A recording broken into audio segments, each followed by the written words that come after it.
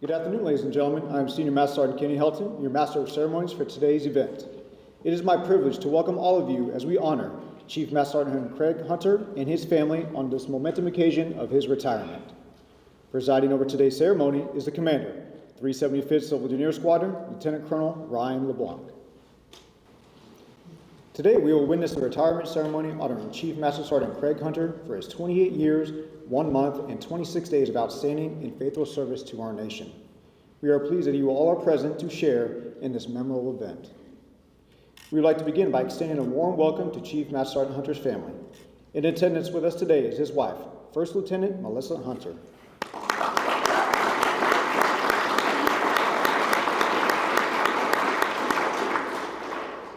His mother, Polly, and stepfather, Bill Mitchell.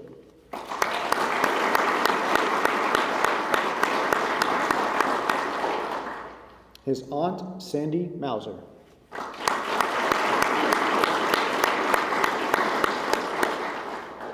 His son, Ian Hunter.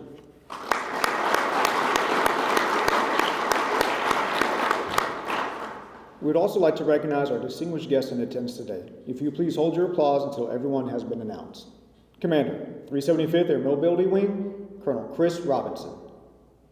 Commander, 375th Mission Support Group, Colonel Willie Cooper. Command Chief, 375th Air Mobility Wing, Chief Master Sergeant Tom Blunt. Deputy Director of Installation Support, Ms. Andrea Salomon. Senior Enlisted Leader, 375th Mission Support Group, Chief Master Sergeant Gloria Wilson.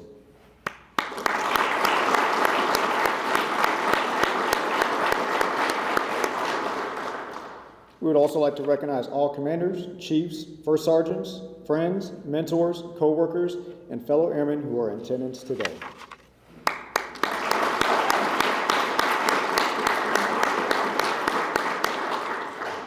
Ladies and gentlemen, we now open the floor to Lieutenant Colonel Blanc for his comments.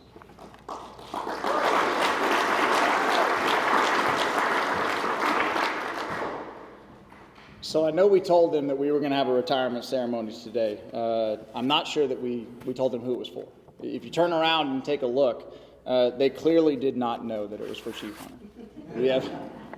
We have a large number of standing folks. I really appreciate everybody who showed up. It's a testament to your impact on the unit. I'll get to some of that here. But my goodness, we are a standing room only capacity.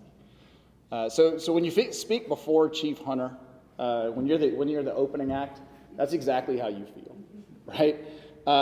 It's hard not to feel that you're just the opening salvo for some popular main event that will then come later.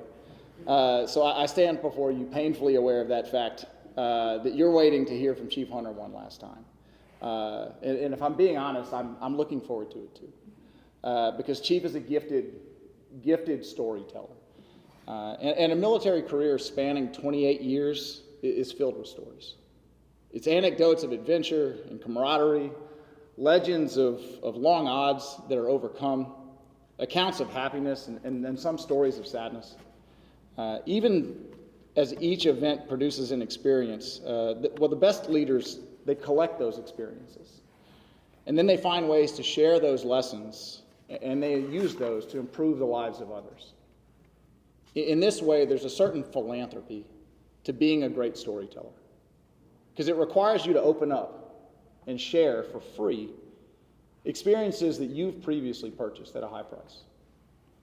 Well, here in the 375th Civil Engineer Squadron, we benefited from Chief's generosity, as he shared nearly 3 decades of hard-earned experiences, and in doing so, you made us all better.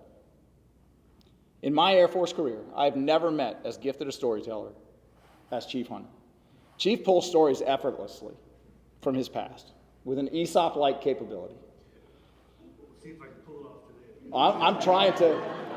I'm trying to build it up. I'm putting pressure to capture listeners with attention-grabbing narrations, and then really culminate it with crystal clear messages.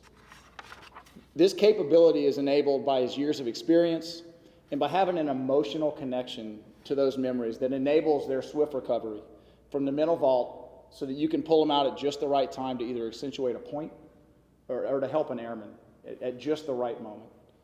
His well-known capacity to use this talent to connect with others is why this audience is so large, diverse, and distinguished. Looking across just the front row, I'd like to take this moment to recognize a few members present here today. Colonel Robinson, thank you for being here.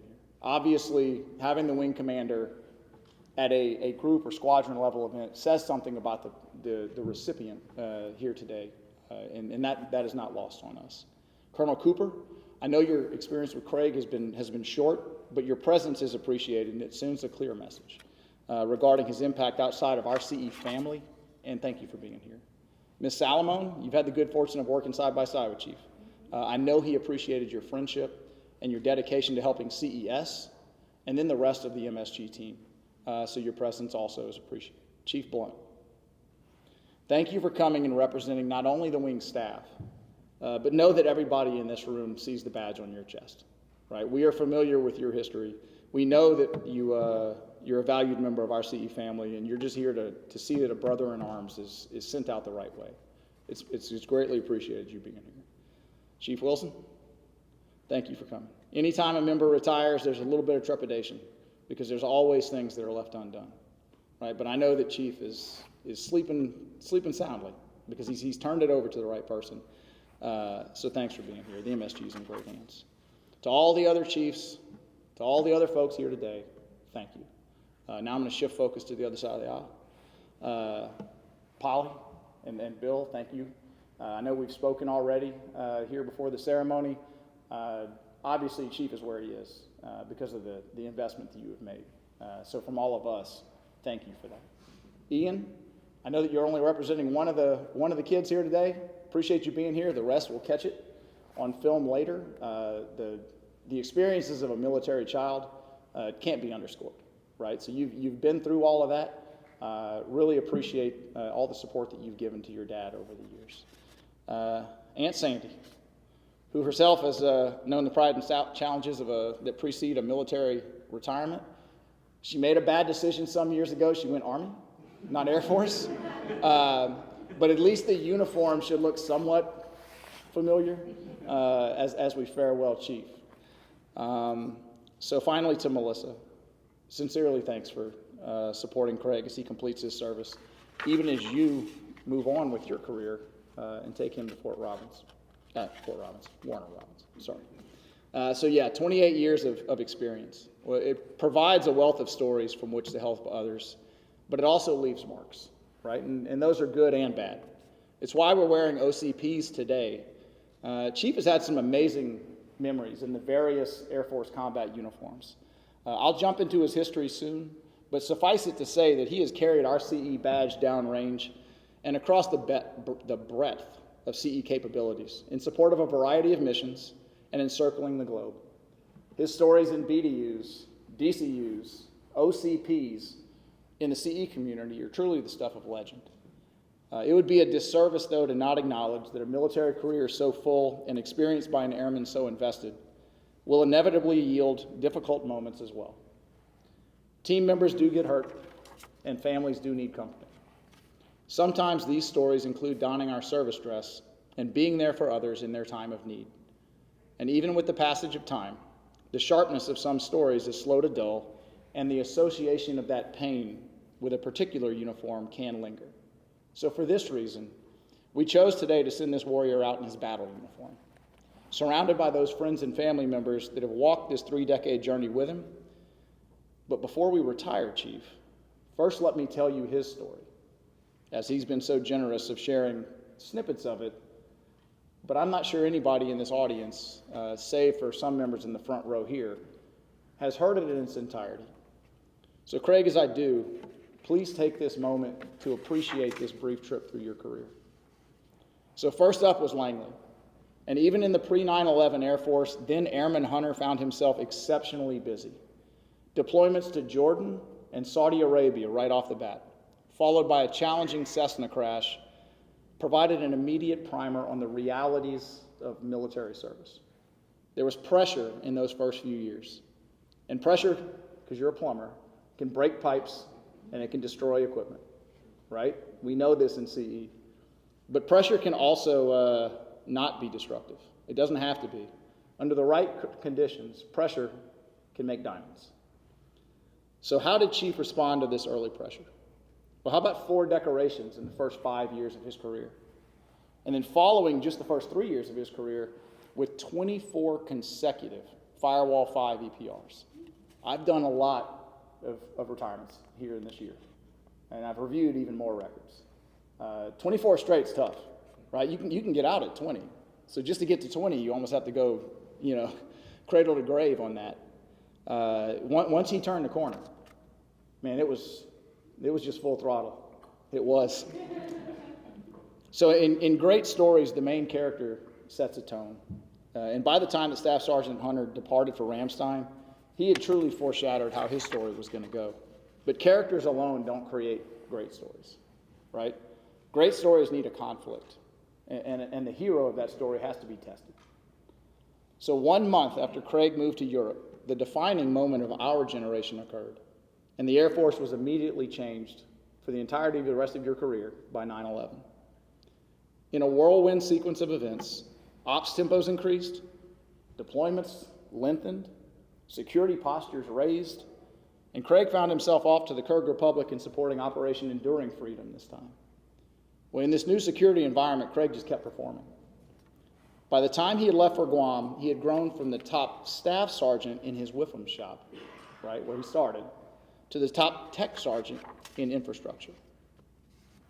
And before we continue this story, the obvious has to be addressed, because I've mentioned 3 locations already. You've been pretty lucky with assignments, right? Langley to Ramstein to Guam, right? Not only are they great missions, they're just great locations. I can only assume there was a hunter somewhere in the assignments office. But now he's part of the contingency response group. So started off prime beef, now he's part of the contingency response group. Chief continued to broaden his skills, and stories continued to pile up. So there were undeniable successes, absolutely, in your time in Guam. So leading the first place team in the Anderson Warrior Challenge, right, back when we used to do that. Aging yourself a bit, but it's impressive. Graduating from a grueling U.S. Marine Corps Jungle Warrior course. Restoring Wake Island after it was entirely submerged by Super Typhoon Aoki. I'm talking, it was Pacific all the way across, right? You had buildings poking up, but there was no dry land. But there were questionable choices too. So demonstrating CRG capabilities to a visiting Chinese 4-star was proudly written on one of those EPRs. So hindsight being 2020, and in retrospect, perhaps that one could have been reconsidered. This is my favorite, so pay attention here. Unknowingly swimming, uncaged, in known, but not to Craig, tiger shark infested waters off of Wake Island during an ambitious PT session, and only finding out after the fact that locals don't swim there, right? Incredible experiences across the board. But my simply listing them off absolutely fails to do them justice. Seriously, in the social that follows this ceremony, ask the storyteller himself just about Wake Island. You'll want to hear it from him, as I have, and then you'll thank me later. He followed Guam with 2 Red Horse assignments at Nellis, and that was sandwiched around 2 shirt tours, also at Nellis. The ops tempo in Red Horse, for those that are in this room and are familiar, is always demanding, but it was especially so in the 2000s, right? Because we were building up 2 theaters. This yielded experience in Iraq and again in Afghanistan, traveling throughout the theater, doing Red Horse's mission of large builds. Then, in the middle of those 2 assignments for Red Horse, he was the first sergeant for the 58th Rescue Squadron, and that one's unique. It's a 104-member Guardian Angel unit, where Craig made it his mission to connect with a unit undertaking incredibly demanding missions to bring service members back safely. This unit, which is combat rescue officers, PJs, SEER specialists, they had a worldwide rescue mission, and it was high stress, it was difficult work, it was high stakes, and there was a lot of pressure. And as the first sergeant, you guys know what a first sergeant does for our unit. As the first sergeant for that unit, Craig took care of those warriors, picking up returning teams at the Rescue Ops Center and ensuring that both they and their families were ready and supported. And I don't know if any of them will see this video, but I know that they are all appreciative of the work that you did while you were there. And that certainly made an impact.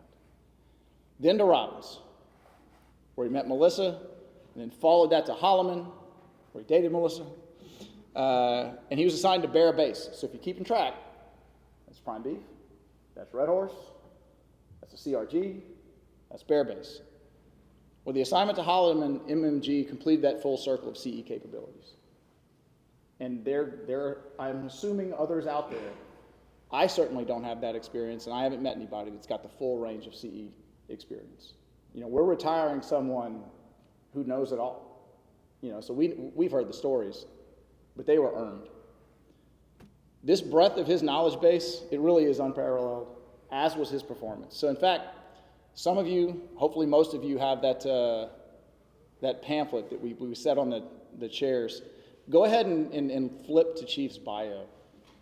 Because in small, modest font, just below a humbling title of, quote, other achievements, is 2018 Air Force Civil Engineer Superintendent of the Year. Not base, not group, Air Force. You want to know why Chief always has the answers for us? Why he's always got a story or an anecdote for every given situation? Why he became a trusted advisor to some of our wing's most senior leaders, and why he was such a respected and loved member of our 375th Civil Engineer Squadron? It was because that by the time Chief had arrived at Scott, coming off the heels of that award, he had already had one of the most impressive careers that I've seen in Air Force Civil Engineering. Seriously, what a career. What an incredible journey.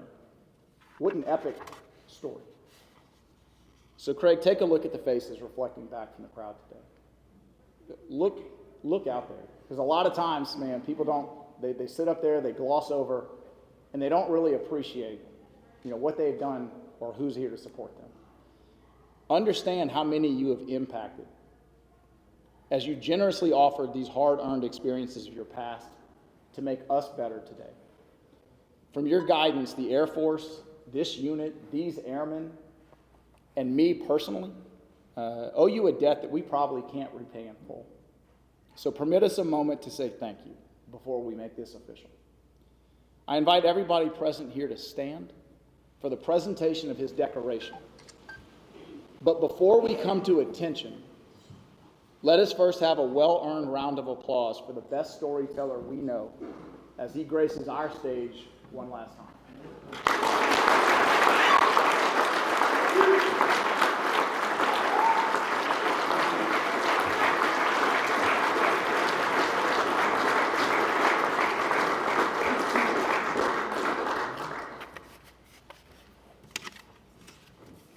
Publish yours. Attention orders. This is to certify that the Meritorious Service Medal, 8th Oak Leaf Cluster, has been awarded to Chief Master Sergeant Craig N. Hunter for outstanding service, 15 January 2021 to 1 March 2023. Chief Master Sergeant Craig Hunter distinguished himself in the performance of outstanding service to the United States while assigned to the 375th Civil Engineer Squadron, 375th Mission Support Group, 375th Air Mobility Wing, Scott Air Force Base, Illinois. During this period, Chief Hunter served as the Mission Support Group Senior Enlisted Leader for 7 months, providing leadership to the Wing's largest group and over 1,600 personnel across 5 squadrons. Dedicated to excellence, he ensured unwavering human resources, civil engineering, contracting, logistics, and community support services to the installation and 47,000 total force personnel. Additionally, Chief Hunter provided mentorship to the group's senior enlisted leaders by establishing monthly professional Melvin seminars and focus groups. His guidance was key to Mission Support Group Airmen winning 6 major command awards and 14 wing level awards. Finally, Chief Hunter was a driving force behind the Wing's Warrior Airman Readiness Course creation, securing $60,000 to fund the course development and executing the initial rollout under constrained timelines. His efforts solidified the ability to train 1,000 airmen annually and built the course blueprint for all other Air Mobility Command installations. The singularity and distinctive accomplishments of Chief Hunter culminated a distinguished career in the service of his country and reflect great credit upon himself and the United States Air Force.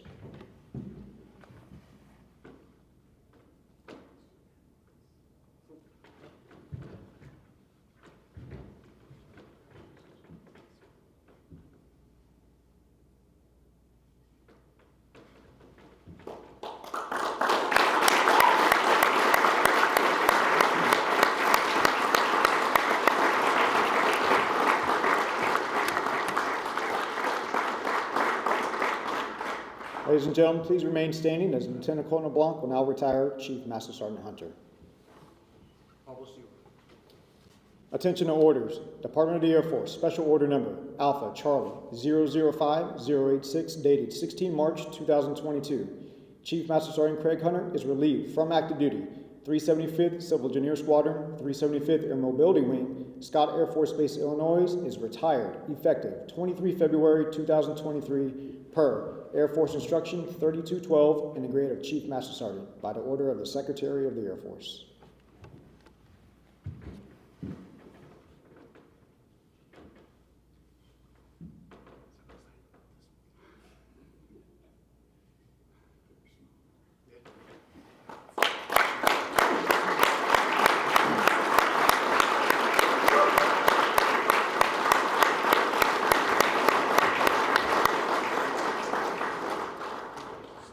Ladies and gentlemen, please be seated.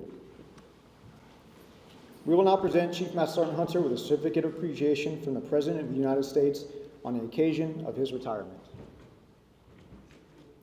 The certificate reads, Certificate of Appreciation for Service in the Armed Forces of the United States.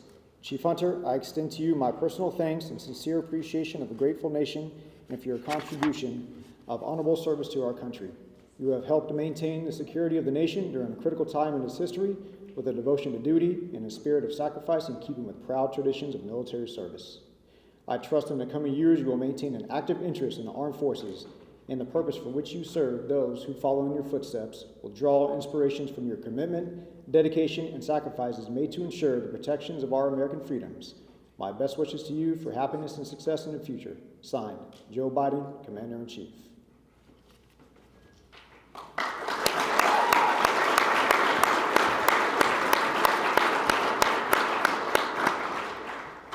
And now, a certificate of appreciation from the Chief Master Sergeant of the Air Force. I am proud to join your friends and family in congratulating you on your retirement from the United States Air Force. The achievements and contributions you have made throughout your career are indicative of core values of our great service. Your retirement is well deserved, but your selfless contributions will be sorely missed. On behalf of all airmen, thank you for your faithful and devoted service to our nation. As this chapter in your life closes and a new one begins, I hope the years are filled with more great memories and continued success. Signed, Chief Master Sergeant of the Air Force, Joanne S. Bass.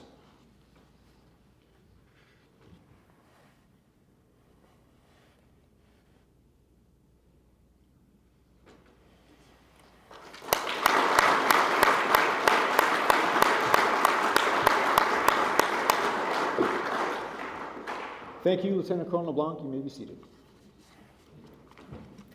We now ask for Chief Master Sergeant Hunter's wife and son Ian to please come to the stage. Come on, Ian, you can get up here. It is a tradition of the Air Force to receive a pin upon retirement. Chief Master Sergeant Hunter's wife and son Ian will now attach this pin to his collar, signifying his retirement. It's a heavy pin.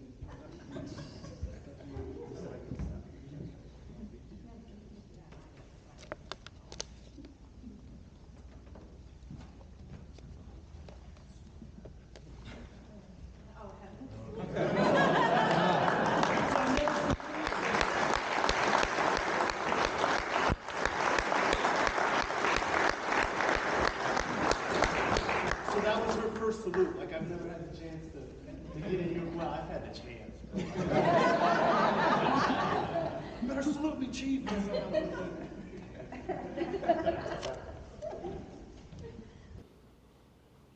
Ladies and gentlemen, it is my honor and privilege to present for you the very first time, Chief Master Sergeant Craig Hunter, United States Air Force, retired.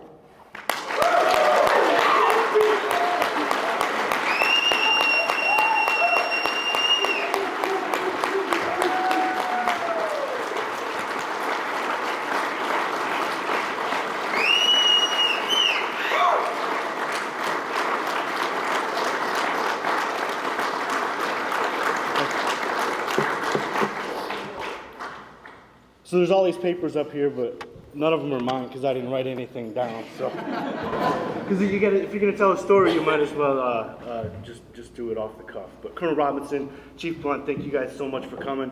It means a lot to have the wing here. Colonel Cooper, thank you for coming out here. Andrea, we had a lot of memories back in the MSG. We were kind of floating the boat for a long time, without Colonel Glenn. Once he went up to the wing for a minute, so we had fun. I was glad to see Gloria come. Chief Wilson, thank you so much for showing up, because once she showed up, I was able to take a step back and start doing other things like riding my bike. So there's a real no kidding pedal bike. So I decided that in the month of July and August, I was going to ride 1,000 miles on my bike, and I was able to get up to 920. I still have 80 more to go before I leave Scott and before the end of August. So thank you for letting me have that opportunity. When they would call me for something, I wouldn't be answering the phone because I'd be pedaling my ass off somewhere out in the middle of the woods. Fellow chiefs, thank you guys so much for coming out. It means a lot to have you present the shadow box.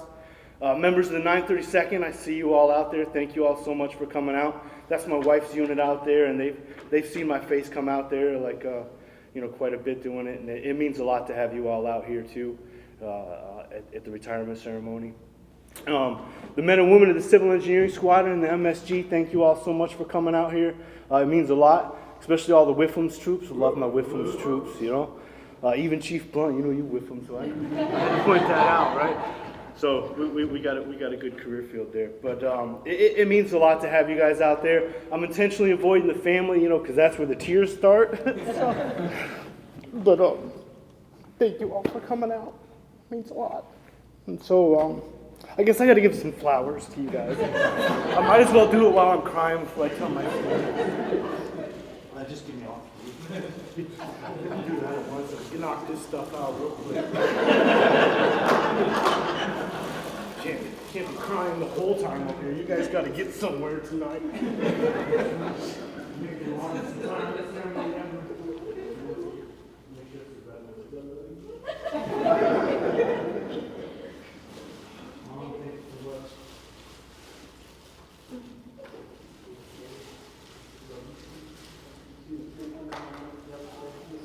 So, not all my kids were able to come out, but Ian, thanks for coming out. Got his ticket, he came out. He's been spending the last couple of days with me in our empty house, except for a couple of air mattresses and some lawn chairs in there, and two wild and crazy dogs that are running all over the place, scratching stuff up. I had to repair, don't tell housing, but I just had to repair a whole bunch of drywall on the corner because I wasn't able to walk the dogs enough, so they, oh crap, you're the commander. So I was fixing drywall as of yesterday and repainting, some of the baseboards because one of them got excited and decided to chew wood. And I actually had to replace an entire door inside the house because they chewed the panel from the center of the door. I was like, what kind of dog chews the center of a raised panel door? And it just happened to be that door is a special door. It's the only door in the house is 34 by 88 or whatever, and it only comes in a slab. So I had to take and drill the new door handle hole, mortise the hinge joints on it, do all the other, and the whole time Melissa's out there drinking a glass of wine, and it looks like hard work, I'm glad I can launch my iPad out here and be entertained. So, those stupid dogs, I love them though. They couldn't attend today because they don't let dogs into the event center. Otherwise, I probably would have bought them or brought them in, but I love them dogs. But thank you for everybody for coming out here. Ken, thank you so much for putting this ceremony on. I know how much work it is to do a retirement ceremony. So thank you. Thank you to the Honor Guard for doing all that stuff and doing the flag stuff. I didn't want to be presented the flag, because that's a whole nother level of emotion, so that's why they just walked it off. And Colonel, thank you so much for doing this ceremony today. You did an outstanding job, and I knew you would. You rocked it out and really made me look better than I am, I guess, as far as, hopefully my story is okay. Lives up to all the hype. I don't know if it is. But I got to tell you, I'm kind of a jerk. So my kids, the two kids in the house, Ella and Aiden, you know, they ask crazy questions, right? And so one day at dinner they asked, why do they call it soy sauce? And I'm like, oh, well, they call it soy sauce because it comes from the town of Soy over in Japan. Now, I knew this was BS, and Melissa knew it was BS, but the kids were like, oh man, you know, so they had this interesting factoid. And I was like, yeah, it's also Worcestershire sauce because it comes from the town of Worcestershire. But we haven't corrected that. Like, I haven't told them that it doesn't really come from Soy, Japan. And so one of these days, they're going to have that nugget and they're going to try and impress their friends. You know why they call it soy stuff? But those poor kids. And Ian reminded me yesterday of a story. And so we're talking about my ribbons and everything else. And he's like, you know, I believed you for the longest time about that gold border on the ribbon. And so you see, back in home, and I had my service dress all laid out. He was like, "What's the gold border on that ribbon for?" And I was like, "I could make some up." And so I said, "Well, that's my favorite ribbon." And so when you have a ribbon rack and it's your favorite ribbon, you can put a gold border around it. So when everybody sees you in your service dress, they know that that's your favorite ribbon. And then I never corrected that, right? I never said anything else. And so the poor guy, you know, he goes off and then he joins the Air Force, becomes a Power Pro Troop. And he tries to impress his supervisor, you know, at his first base because he sees a gold border. A gold border on the ribbon. And he was like, "Oh, that's your favorite ribbon." He was like, "Yeah, how did you know?" He's like, "Well, it's got the gold border." And I was like, "Oh my gosh, Ian, you just made my day."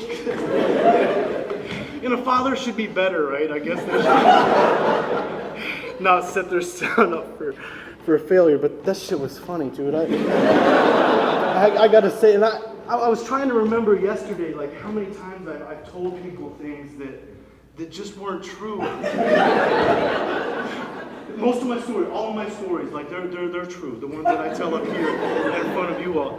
But that was funny. And so now his supervisor, and I'm sure somebody's gonna play that prank on somebody else down the road, you know, as far as that goes. But, you know, I was hoping my brother would be here today, you know, because this story is really going to be focused around my brother. So when I joined the Air Force back in January of 1995, the Air Force was a lot different. The Air Force had like 400 and some thousand people in it. My shop was huge. I had more people than we know what to do with. But in that time, when I came into the shop, I was the youngest, lowest ranking airman in there because I came in as an airman basic, no stripes on my sleeve.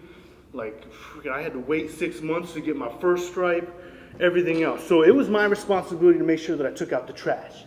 I mopped the floor. I did every extra detail that was in there, like cleaning the bathrooms or whatever sort of task that Sergeant Edwards, who was our shop NCOIC, had at the time to dole out. And one time, he came to me, he was like, "Airman Hunter, I want you to paint the shop floor this weekend." And I'm like, "All right, I guess I could paint the shop floor this weekend." He was like, "Go down to the paint shop, and I want you to get some paint, and I want you to paint the shop floor this weekend so that it's ready to go on Monday." And I'm like, "Okay, I can do that." Well, Airman Hunter, when I first came in, I was kind of a dirtbag. You know, I kind of put shit off, and I didn't really pay attention to what I was doing. And so I went down to the paint shop and I got paint, and I told the paint guy, and he could mix up just about anything. He was like, "What kind of paint you need?" I was like, "I don't know, I need gray paint for the floor." And he was like, "Oh, this is what you need." So he gave me this gallon jug of paint, and I think he gave me 2 gallons and whatnot, and a paintbrush and a roller. And he was like, "All right, well, here's your paint." And so I didn't ask any, he asked if there were any other questions that I had, and I was like, "No, I don't have any questions. This should be pretty easy." It wasn't a very large shop floor, but you know, I had to go make sure that I got that done. And so I take that stuff and I go. Well, later on in the day, my brother called me. Jason called me because he was down in Florida, and he's the one that convinced me to join the Air Force, right? So my brother was like, "Oh, Craig, you should join the Air Force." And I'm like, "Oh, I don't know if I want to join the Air Force." But then I'm like, shit, I can stay here and go to community college, get some middling job, and probably, you know, do some drugs that I didn't really do. But, or I could go join the Air Force and go do something. And I wanted to be a security forces person, right? Because I was like, I want to be a cop. I want to be a state trooper when I get out. Because I was only going to do 4 years, right? I was going to be security force. He's like, you don't want to be in the security forces because you'll sit out there on the flight line and you'll count rivets on airplanes and everything else. And I know they do more than that, but he didn't know that because he was a helicopter mechanic. But by the time I came in, he was separating, ending his career in the Air Force. But he called me. He was like, I'm coming to the airport in Richmond, and I was stationed at Langley at the time. He was like, come get me at the bus stop, and then we'll drive up to Pennsylvania to go up there. I don't even know what we were going up there for. And I was like, yeah, cool, I can do that. But then I forgot. I was like, oh, shit. I still got to go paint that shop floor, and that shop floor's got to be done on Monday. So I'm like, oh, crap. So I grab all my paint supplies. I go into the shop, put my keys down on the kitchen table, and then I grab the paint roller, I pour some paint in there, and I started rolling it out in the paint, and the roller was an old roller, and the shit snapped, right, boom, because I guess I was going too fast, and so now all I had was this brush. So I had this brush, it was like a 3-inch brush, and I'm like, crap, this is gonna take me a long time, so I just started slathering the paint across the floor. I'm like, I gotta get this done. My brother's bus is coming in a couple hours and it's gotta have time to dry. So I'm slathering it on there, and all of a sudden, I realized that my keys to my car were on the table that I had already painted into the back of the room. And so I'm assessing the situation, right? I'm like, shit. Like, how do I, sorry I'm cussing, Mom, I really am. But, so I'm like, how do I do this? And I'm like, crap, all right, I can't go through the ceiling tiles because we didn't have any ceiling tiles in the thing. I can't go over the shelf because there's no room to go over the shelf. I guess I'm gonna have to go over the freshly painted floor. Luckily, I hadn't finished painting it, right? But this, it's true, this white boy can't jump, right? But I gave it a damn good try. But so, I get back and I get a running start. I was like, here it goes. Like, I gotta have my car keys. Like, I don't have a choice. So I get to running and I accidentally step in the paint.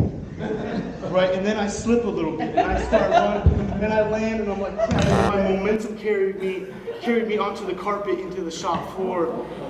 Like 3 or 4 steps, and I'm like, oh crap.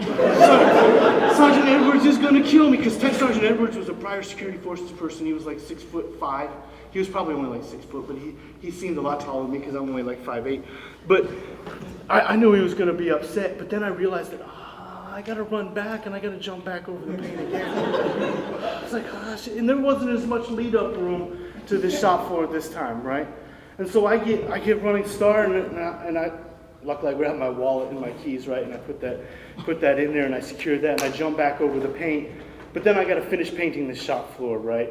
And so I finish painting it and I get going, and I'm like, oh crap, I clean up all my stuff and I get going. Go to pick up my brother.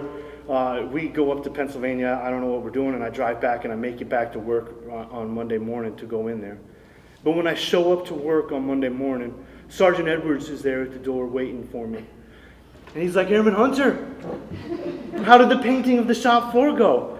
And I was like, I think it went okay. Like, I'm sorry about the carpet. And he was like, come with me. And so we walk into the office, and everybody's already in there. And the paint is still wet because I put it on so thick. And so you could hear it going underneath the boots, right? And it was oil-based paint. And so oil-based paint apparently takes a lot longer to dry. And it was on there so thick that this stuff didn't go. And so here I am, and the paint is peeling up off of the floor because I didn't properly clean the floor before all that. The paint went down, so it's just coming up, and everybody's boots are now covered in battleship gray paint as they're going, and the floor is still sticky, and I'm like, oh crap. Well, the reason Sergeant Edwards wanted me to paint that shop floor is because he had just put brand new carpet down in the break area that I just tracked oil-based paint on the night before. He was like, what happened over here? And I had to tell him this. I had to tell him the story. He was like, oh my gosh, what are we gonna do with you, Airman Hunter? So, luckily everything was okay. They were carpet squares. It wasn't an entire carpet. And I spent the next couple of days after the paint dried replacing the carpet squares that everybody had tracked battleship gray paint on, the oil-based and everything else. Well, so all that got squared away. And Sergeant Edwards, loved the guy. I ended up emceeing his retirement ceremony, because we squared things away.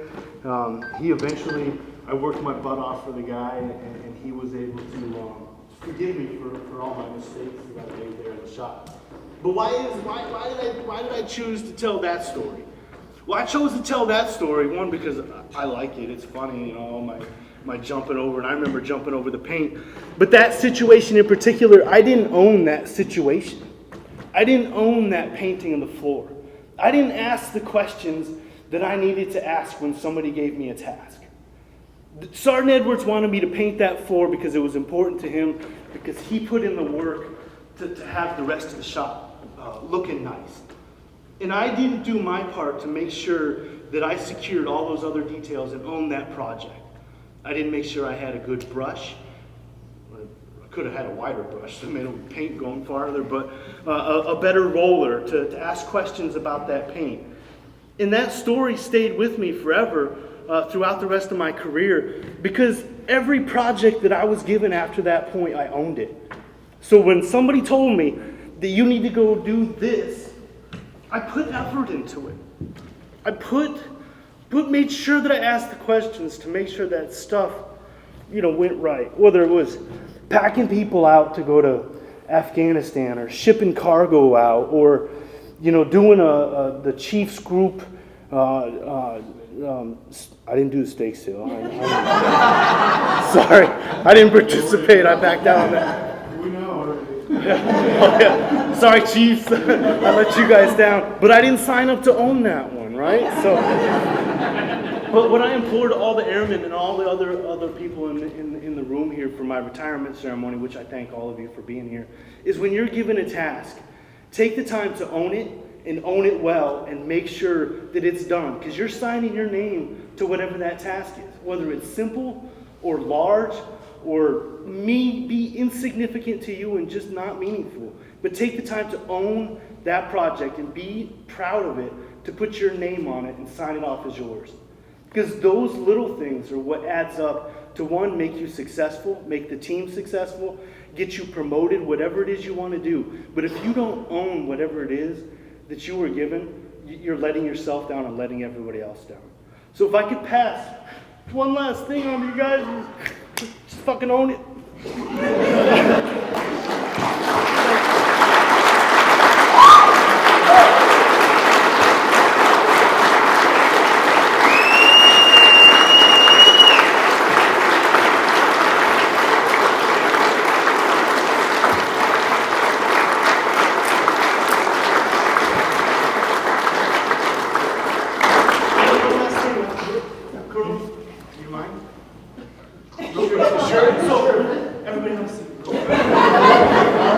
So instead of everybody asking me one by one about this story from Wake Island, what happened is Super Typhoon Ioki wiped out Wake Island.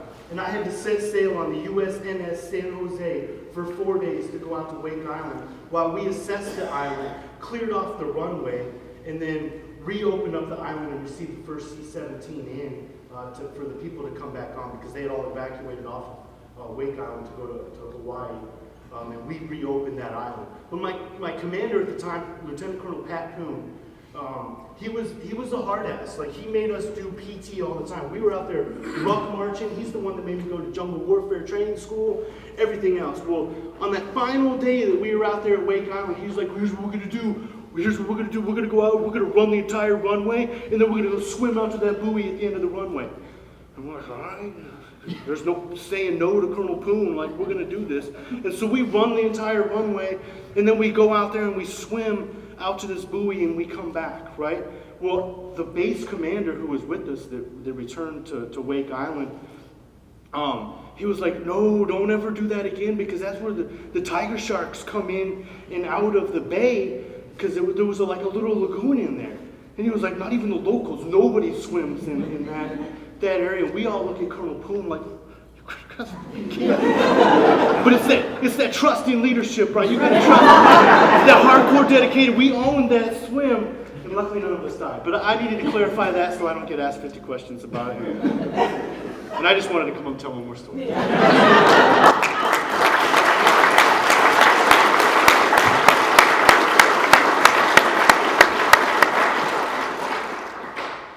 We at Scott Air Force Base are proud to have served with Chief Master Sergeant Hunter, and we wish him and his family all the best.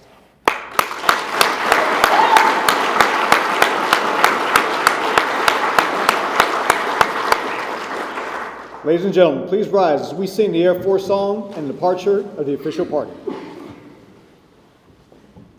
Off we go into the wild blue yonder, climbing high into the sun. Here they come, zooming to meet our thunder. Atom boys, give it a gun. Give it a gun! Down we dive, spouting our flames from under. Off with one hell of a roar.